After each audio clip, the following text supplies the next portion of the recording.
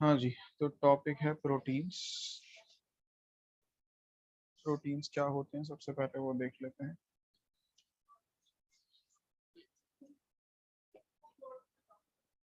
तो proteins are the polymers of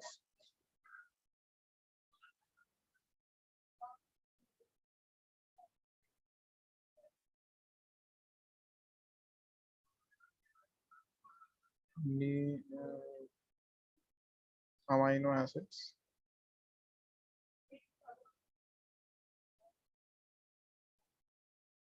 linked through amides called as the peptide bonds.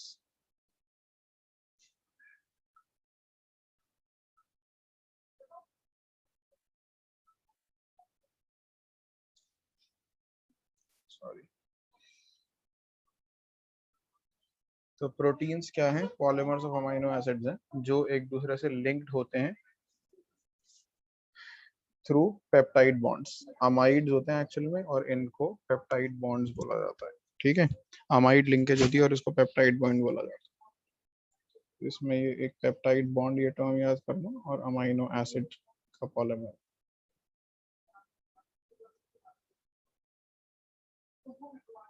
ठीक है, तो इसके अंदर जो सबसे पहला हम टॉपिक करेंगे वो करेंगे amino acids.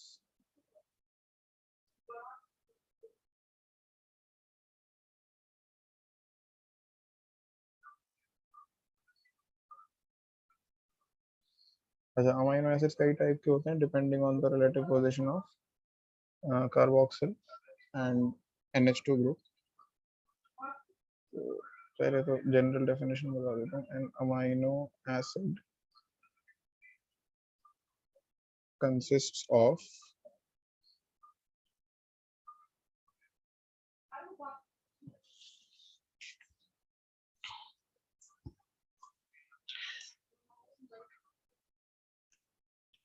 an amino group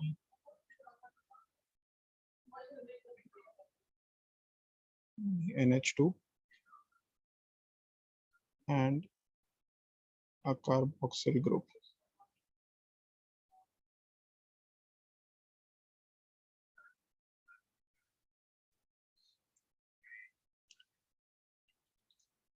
Linked to a central carbon atom.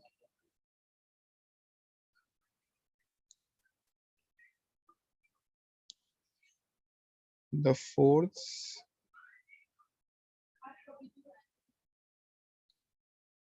atom or group linked to the central carbon atom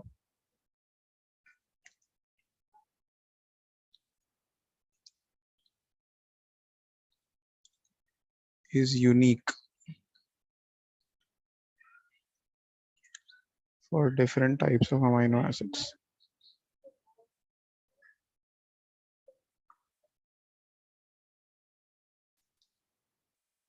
तो देखिए, सेंटर में एक कार्बन है जिसपे एक H लगा हुआ है। ठीक है, इसके अलावा इस पे एक NH2 ग्रुप लगा होगा, एक COOH ग्रुप लगा होगा,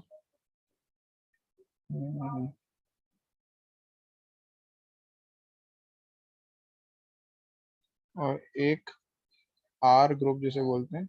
R group is called a side chain. R group is called the side chain. तो ये R ग्रुप जो है ये 20 डिफरेंट टाइप्स का हो सकता है। कितने? 20 टाइप्स। और इन 20 डिफरेंट टाइप्स के R ग्रुप के बेसिस पे 20 डिफरेंट टाइप्स के अमाइनो एसिड्स होते हैं। ठीक है, amino acids can B classified into alpha, beta, gamma, and so on. Amino acids can be classified into alpha, beta, gamma, etc. depending on relative position of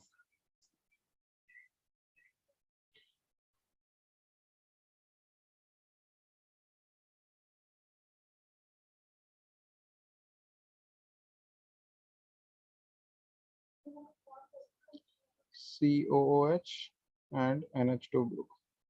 ये NH2 group और COOH group जो लगाया है, इनकी relative position के basis पे amino acids को alpha, beta, gamma etcetera इनमें डिवाइड किया जा सकता है। ठीक है, but most naturally occurring amino acids are alpha amino acids. Most naturally occurring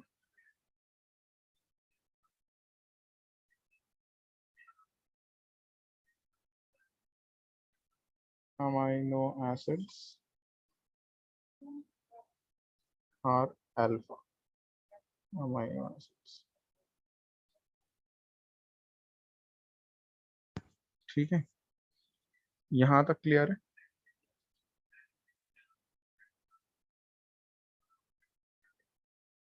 इनके दो एग्जांपल बता देता हूँ। जैसे मान लो एक एग्जांपल हमने ले लिया, एक तरफ NH2 ग्रुप लगा हुआ है, एक तरफ COOH, ऐसे भी लिख सकते हैं हम। और जो साइड चेन है वो है, मान लो इस बार H ही है साइड चेन। तो अगर साइड चेन भी H ही है, यानी R ग्रुप की जगह H ही आ रहा है, तो इसको मैं CH2 लिख सकता हूँ कि नहीं बीच में? ये CH2 लिख दूँ और COOH यहाँ पे लिख दूँ। ये बात समझ में आई कि R ग्रुप की जगह क्या है, H लगा हुआ है। ऐसे भी लिख सकता हूँ मैं चाहूँ तो इसको। ये एक H तो था ही, और साइड चेन की जगह भी क्या आ गया, H आ गया। ये जो अमाइनो एसिड होता है इसको बोलते हैं ग्लाइसिन। शॉर्ट फॉर्म इसकी होती है GLY। शॉर्ट फॉर्म 3 लेटर्स की होती है, फर्स्ट लेटर कैपिटल और बाकी 2 लेटर स्मॉल। ठीक है, एक और अमाइनो एसिड का एग्जांपल देता हूँ। ये मान लो NH2 लगा दिया, इधर COOH लगा दिया, एक H होता है, और साइड चेन इस बार अगर मैंने CH3 ले ली, तो इस अमाइनो एसिड को बोलते हैं एलेनाइन। ALA शॉर्ट में। 20 एग्जाम्पल्स हैं ऐसे। अगर आप ये 2 भी याद कर लेते हो फिलहाल के लिए काफ़ी है, but it will be better if you remember more than like around 3 और 4 जो भी इजी वाले हैं। वैसे तो काफ़ी कॉम्प्लिकेटेड होते हैं, इवेंचुअली ग्रेजुएशन में जब जाओगे आपको सारे ही पता होने चाहिए, बट अभी के लिए फिलहाल 2-3 भी याद कर लोगे तो काफ़ी। तो ग्लाइसिन और alanine are the simplest ones. Glycine में H लगता है, एलानाइन में CH3 लगता है। ठीक है, साइड चेन। यहाँ तक क्लियर है? साक्षी तो बोलो। Yes sir. साहिल समझ में आया?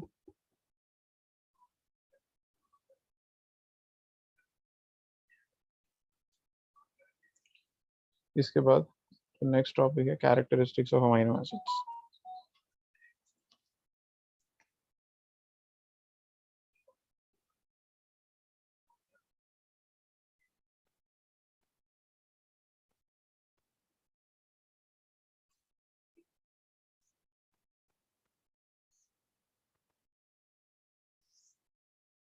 तो they are water soluble crystalline substances,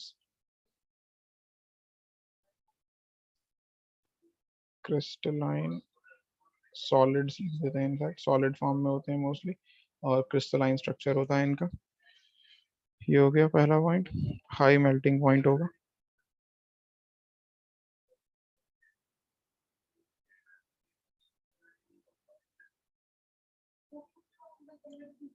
third,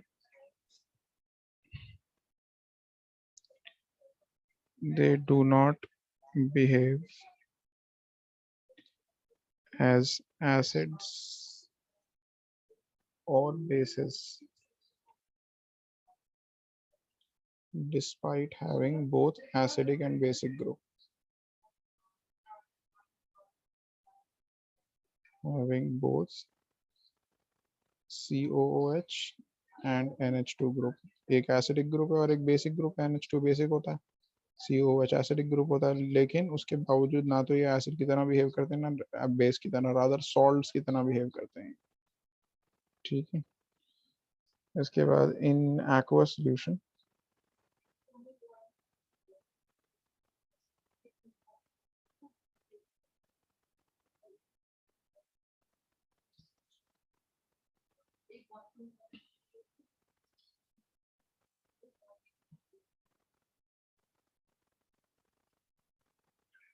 they undergo ionization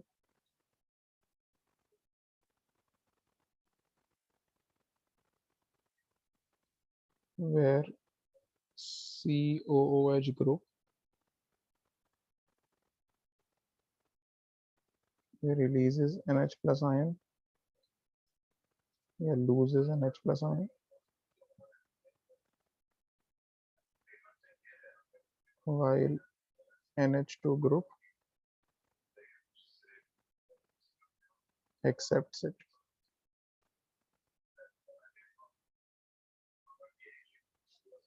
ठीक है, this results in formation of a bipolar ion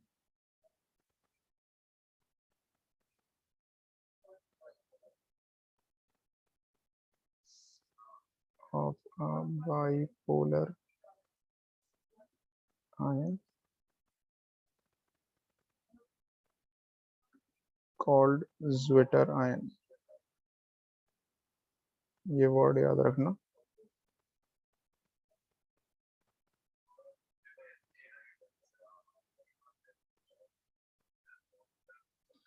तो ये जो मैंने बनाया था अमीनो एसिड, यहाँ COOH ग्रुप, यहाँ NH2 ग्रुप, और साइड चेन कुछ भी ले लो, मान लो CHR ही लिख देते हैं साइड चेन की जगह. तो क्या होता है, ये जो COH का H है ये यहाँ से रिलीज हो जाता है और इसकी जगह वो ये CO माइनस बन जाएगा और वो H प्लस आयन जो लूज हुआ है वो NH2 उसको कंबाइन करके NH3 प्लस बना देता है. ठीक है, H plus COH minus H plus COH H plus ion lose कर देता है और NH2 जो है वो H प्लस को एक्सेप्ट कर लेता है. ठीक है, इसमें इस आयन पे दोनों पॉजिटिव और नेगेटिव चार्ज आ गए हैं क्योंकि, तो इसलिए इसको हम बाइपोलर आयन यानी दो पोल्स हैं इसके अंदर, या फिर ज्विटर आयन बोल सकते हैं. This is what you call as zwitterion. ठीक है, तो अगर डेफिनेशन आती है ज्विटर आयन की तो ये जो पॉइंट लिखवाया है आपको मैंने, ये पॉइंट ज्विटर आयन की डेफिनेशन हो जाएगा. समझ में आया ज्विटर आयन भाई?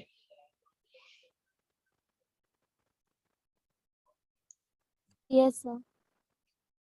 नेक्स्ट पॉइंट, इसमें सारे के सारे अमीनो एसिड जो होते हैं वो ऑप्टिकली एक्टिव होते हैं except glycine. All amino acids are optically active. Optically active होने का मतलब क्या है, they rotate plane polarised light, यानी कि या तो डेक्स्ट्रो रोटेटरी होते हैं या लीवो रोटेटरी होते हैं. ठीक है, लेकिन ग्लाइसिन एक ऐसा है जो नहीं होता. क्यों नहीं होता ग्लाइसिन? ग्लाइसिन एक अकेला ऐसा है जिसके अंदर, देखो अभी बनाया था मैंने ग्लाइसिन, दो कार्बन पे दो सिमिलर ग्रुप लगे हुए हैं, दो H लगे हुए हैं. ऑप्टिकली एक्टिव होने के लिए कंडीशन बताई थी मैंने. क्या कंडीशन होती है कि चारों ग्रुप, सेंट्रल एटम पे जो चार ग्रुप लगे हुए हैं वो चारों ग्रुप डिफरेंट होने जरूरी है. अगर वो चारों ग्रुप डिफरेंट नहीं होंगे तो कंपाउंड ऑप्टिकली एक्टिव नहीं होगा. तो सभी अमाइनो एसिड्स में चारों ग्रुप अलग हो जाते हैं क्योंकि साइड चेन सब में अलग लगेगी लगेगी H के अलावा, और NH2COH किसी में साइड चेन होती नहीं है. तो चारों ग्रुप ऑटोमेटिकली अलग अलग हो जाते हैं. इसी वजह से सारे के सारे अमीनो एसिड ऑप्टिकली एक्टिव होते हैं. बट ग्लाइसिन में हाइड्रोजन होने की वजह से सेंट्रल एटम कायरल सेंटर नहीं रहता, यानी ऑप्टिकली एक्टिव नहीं होता होगा एक्सेप्ट ग्लाइसिन. ठीक है, समझ में आ गया ये बात?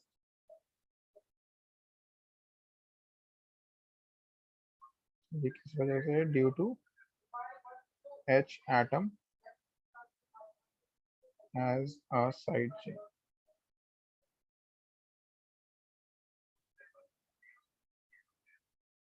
There is no stereo center. Stereo centre किसे कहते हैं? ऐसा कार्बन जिसपे चार अलग ग्रुप लगे. साहिल समझ में आई ये बात? Yes sir. साक्षी पूरा समझ में आ गया? Yes sir. तो ये जो पॉइंट्स लिखवाए Yes, कैरेक्टरिस्टिक्स sir. के, इसमें स्पेसिफिकली ये लास्ट वाले दो पॉइंट ज्यादा ध्यान से करना, इस पे से क्वेश्चन है कैरेक्टरिस्टिक्स ऑफ अमीनो एसिड्स में से. ठीक है, इसके बाद देखते हैं पेप्टाइड बॉन्ड. नेक्स्ट जो टॉपिक, दो अमीनो एसिड्स, मैंने क्या बताया, अमीनो एसिड्स के जुड़ने से ही प्रोटीन बनते हैं. तो वो प्रोटीन कैसे बनते हैं वो समझेंगे. पेप्टाइड बॉन्ड समझना पड़ेगा। तो अमीनो एसिड्स को आपस में जोड़ने के लिए पेप्टाइड बॉन्ड बनाने पड़ते हैं। तो chemically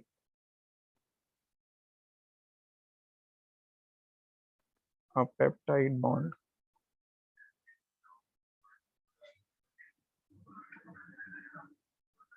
is an amide formed between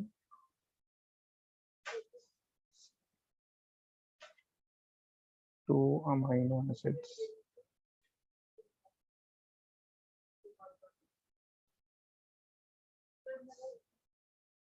when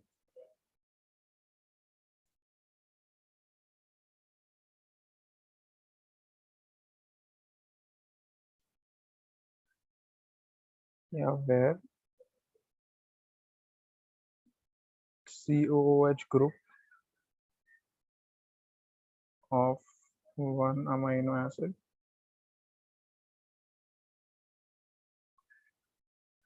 is linked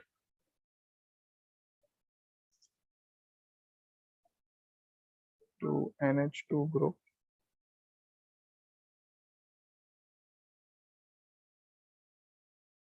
of another by the loss of a water molecule.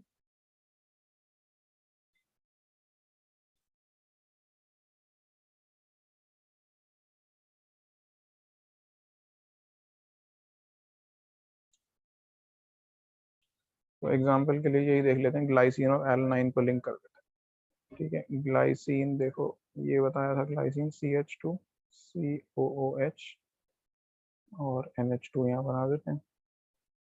और ऊपर क्या लगा, सॉरी CH2 था ना ग्लाइसिन में, तो और एलानाइन में क्या होता था, CH, इस तरफ NH2, इस तरफ COOH, और एलानाइन में साइड चेन क्या होती थी, CH3 was the side chain. ये ग्लाइसिन हो गया, ये एलानाइन हो गया।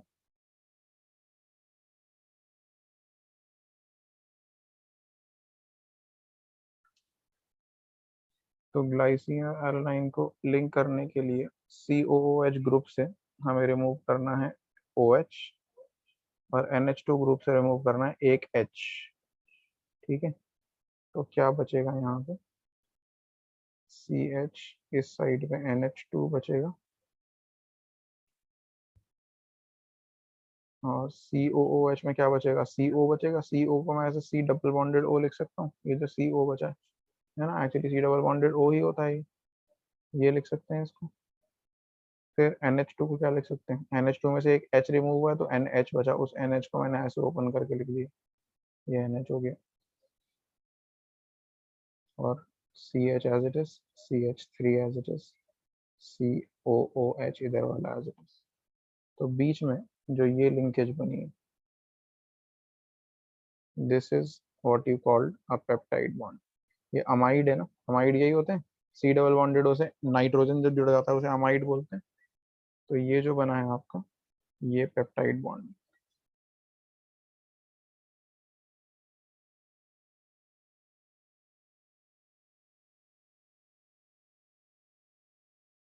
ठीक है, और इस मॉलिक्यूल को क्या बोलेंगे, ये ग्लाइसिन और एलानाइन से बना है ना, तो इसका नाम ऐसे लिखा जाता है। ग्लाइसिन को कर देंगे ग्लाइसाइल, और कंटिन्यू कर देंगे नाम ऐसे एलानाइन। यानी पहला जो अमीनो एसिड जुड़ता है उसके नाम में ग्लाइसाइल YL लगा दो, और बाद वाले को ऐसे। तो एक ये जो बना है ग्लाइसाइल एलानाइन बोलेंगे। अगर इसका जैसे इनकी एब्रीविएशन लिखी जाती है GLY, इसकी लिखी जाती है ALA, इसकी लिखी जाएगी GLY-ALA, GLY-ALA, सॉरी ALA। ठीक है, ये समझ में आया, ग्लाइसाइल एलानाइन। अब ये जो बना है ना मॉलिक्यूल, ये दो अमीनो एसिड से मिलकर बना है, इसको बोलते हैं हम dipeptide. The dimer formed by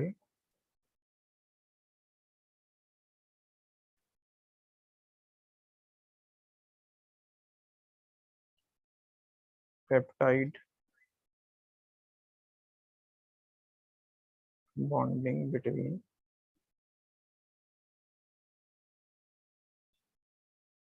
two amino acids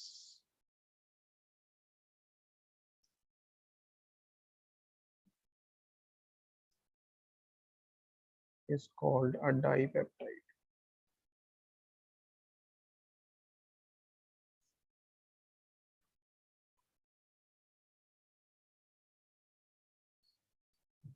ठीक है, तो ये डाइपेप्टाइड बन गया. Similarly more amino acids can be added.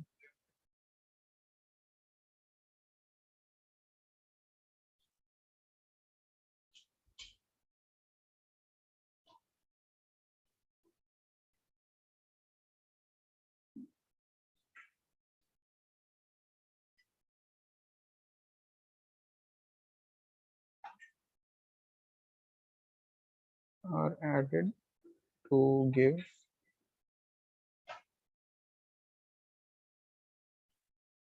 a polypeptide.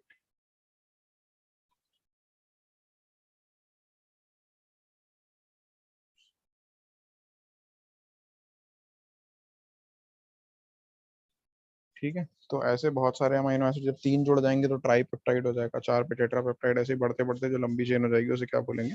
Polypeptide.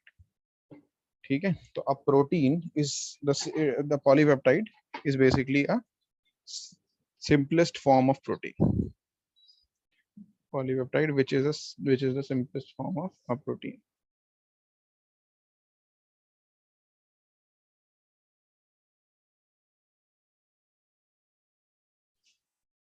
Simplest structure. Simplest की जगह ना इसे लिख देते हैं प्राइमरी स्ट्रक्चर. प्रोटीन के स्ट्रक्चर्स के लेवल होते हैं प्राइमरी, सेकेंडरी, टर्शरी, क्वाटरनरी.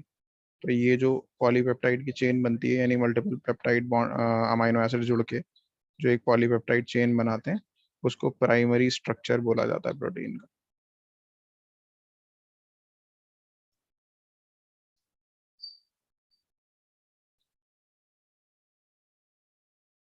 ठीक है, साहिल ये समझ में आया? Yes sir. साक्षी, तनीषा समझ में आया? Yes, sir.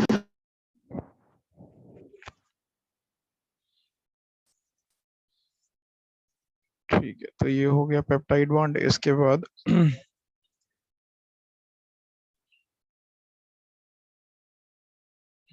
प्रोटीन के स्ट्रक्चर्स करेंगे.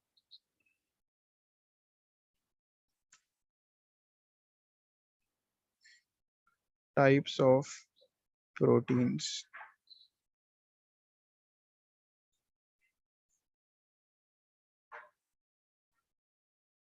On the basis of structure.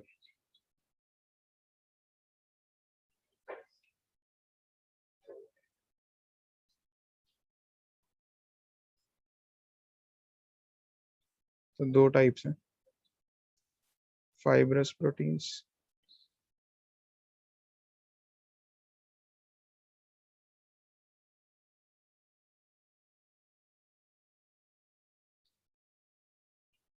और दूसरे हैं ग्लोबुलर प्रोटीन्स.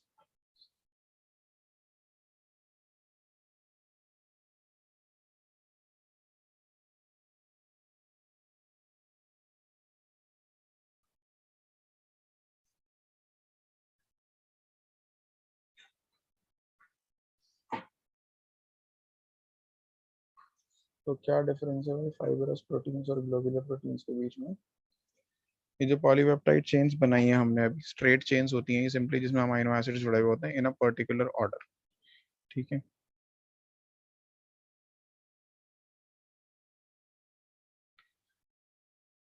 ठीक है. अच्छा, by the way amino acids किस ऑर्डर में जुड़ रहे हैं, कौन से अमीनो एसिड के बाद कौन सा आ रहा है, ये भी डिपेंड करता है कि कौन सा प्रोटीन फंक्शन परफॉर्म करेगा. चलो ये चीज मैं बाद में एक्सप्लेन करूंगा. फिलहाल एक पॉलीपेप्टाइड चेन बन गई. अगर उस वो चेन्स एक दूसरे के अराउंड ऐसे पैरेलल रन करें, ये एक चेन हो गई, ये दूसरी चेन हो गई, ठीक है, ये तीसरी चेन हो गई. ऐसे चेन्स एक दूसरे के पैरेलल रन करें और फिर एक दूसरे के अराउंड कॉइल हो जाएं, जैसे रस्सी बनाते हैं ना, यानी इन्हें एक दूसरे के अराउंड ऐसे करके हम कॉइल कर दें चेन्स को, तो एक फाइबर जैसा बन जाएगा, जैसे एक रस्सी बन जाती है. ठीक है, इसको बोलते हैं फाइब्रस प्रोटीन। ठीक।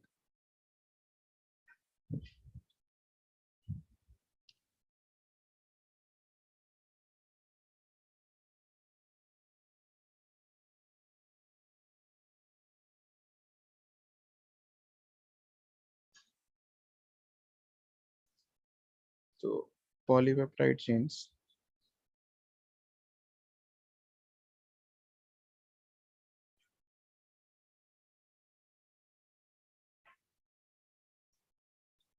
running parallel to each other and joined together by hydrogen bonds and sulfide bonds. It chains running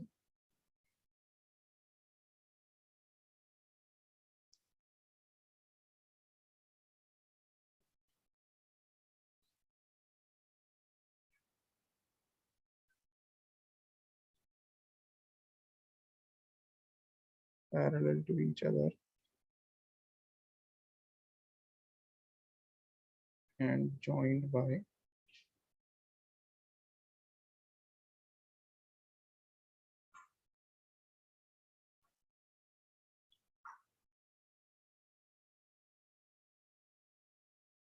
hydrogen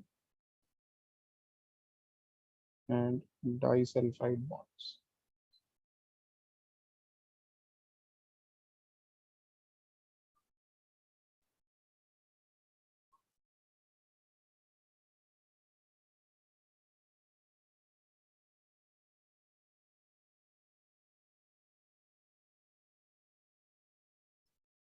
This forms a fiber-like structure.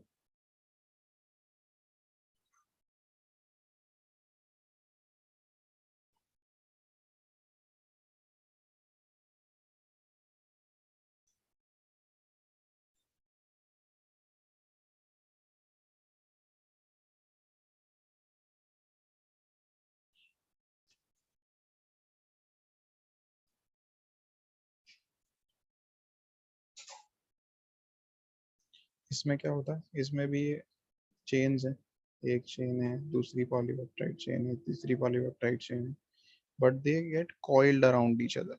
ये चेन हो गई, ये दूसरी इसके अराउंड ऐसे कॉइल हो गई, तीसरी इसके अराउंड ऐसे कॉइल हो गई।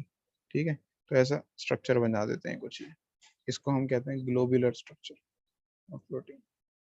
तो ग्लोबुलर स्ट्रक्चर में this is formed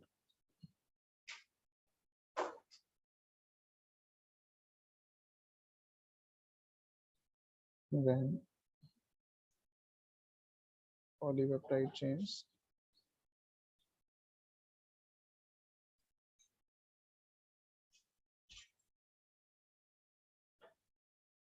are coiled around each other.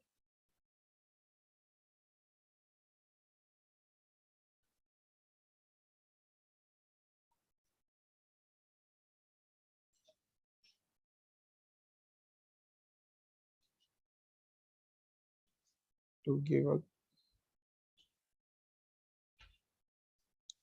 this has a globular shape.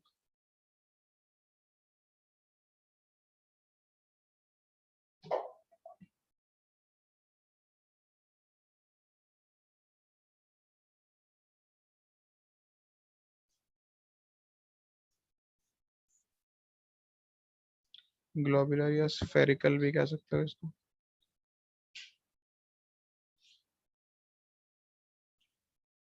अच्छा, सॉल्युबिलिटी की अगर बात करें तो ये वाले जो होते हैं fibrous, they are insoluble in water,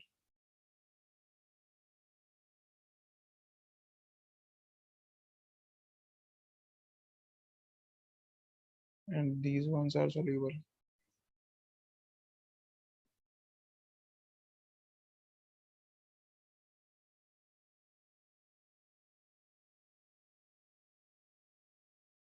ठीक है, एग्जाम्पल हो गए इनके।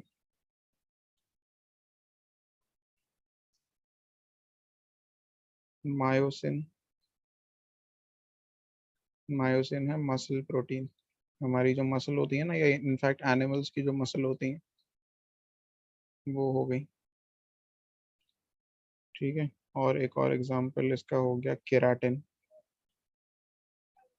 केराटिन हो गया आपका हेयर, जो होते हैं आपके बाल, हेयर और नेल्स में जो होते हैं, ठीक है, हेयर और नेल्स। तो आपने देखा है आपके हेयर, नेल्स या मसल प्रोटीन जो होता है, ठीक है, अगर आप मीट खाते हो तो आपको पता होगा कि muscle is insoluble in water, पानी में डिजोल्व नहीं होती। और अगर नहीं भी खाते मीट तो हेयर और नेल्स तो पता ही, पानी में डिजोल्व थोड़ी हो जाते हैं कितने भी टाइम डाल दो, ठीक है। और इसका एग्जाम्पल हो गया एल्ब्यूमिन। एल्ब्यूमिन कहाँ पर होता है? एग में। एग खाते हो तो एग में देखा, एग वाइट को अगर पानी में डालो तो वो डिजोल्व हो जाता है, कभी अगर डाल के देखा हो तो पता लग जाएगा। एग वाइट होता है एल्ब्यूमिन, ठीक है। और इंसुलिन, इंसुलिन तो खैर आपने नहीं देखा होगा, आपकी बॉडी के अंदर होता है। तो इंसुलिन पता है ना कहाँ पर होता है? ब्लड शुगर कंट्रोल करने के लिए जो एंजाइम वो है hormone, hormone released by pancreas.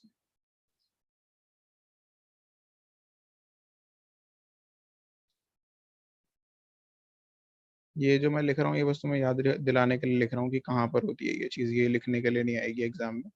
Example बस आप एल्ब्यूमिन में, सॉरी ई मैंने गलती से लगा दिया, एल्ब्यूमिन, ALBUMIN। आई होप ये समझ में आया। फाइब्रस और ग्लोबुलर प्रोटीन के बीच का डिफरेंस समझ में आ गया भाई सबको? Yes sir. सर हाँ जी, सर जो ग्लोबुलर प्रोटीन है उसमें बॉन्ड कौन सा होता है? यही होते हैं, हाइड्रोजन और डाइसल्फाइड ही होते हैं उसमें। तो फिर तो सर दोनों में सेम बॉन्ड है, तो वो इनसॉल्युबल कैसे और शेप, वो सॉल्युबल कैसे? शेप अलग है ना, शेप की वजह से अपनी, ओके सर। ठीक है। ये स्मॉल, मच स्मॉलर होते हैं साइज में जनरली। डिसॉल्व होने का मतलब ये नहीं है, देखो डिसॉल्व करने का मतलब ये नहीं है कि उसके बॉन्ड टूट जाते हैं, बॉन्ड तो बने ही रहते हैं उसके अंदर तब भी, ठीक है। Okay sir. तो ये हो गया फाइब्रस और ग्लोबुलर प्रोटीन का।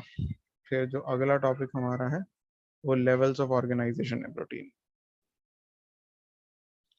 अच्छा, इससे पहले ना मैं एक छोटी सी चीज बताना भूल गया था, वो और बता देता हूँ, फिर अगला टॉपिक जो है वो दोबारा से ज्वाइन कर लेना, उसमें करेंगे। इसके लिए मैं आपको दिखा देता हूँ, मेरी हो पाएगा तो। दो अमाइनो एसिड्स जो थे ना वो मिस हो गए थे। अमाइनो एसिड्स का दो टाइप होते हैं, एक एसेंशियल अमाइनो एसिड और एक non essential amino acid. Essential amino acid वो होते हैं जो हमारी बॉडी को चाहिए होते हैं, डाइट में चाहिए होते हैं हमारी। और नॉन एसेंशियल वो हैं जो बॉडी खुद बना लेती है, जो हमारी डाइट में हमें लेने की ज़रूरत नहीं है, बॉडी खुद बना लेती है। इसका स्क्रीनशॉट लेकर लिख लो यहाँ से एग्जाम्पल, एसेंशियल अमीनो एसिड, ये खुद लिख लेना बात। ये बुक में देख रहे हो ये वाला पॉइंट, यहाँ से यहाँ तक। The amino acid which can be synthesised in our body are known as non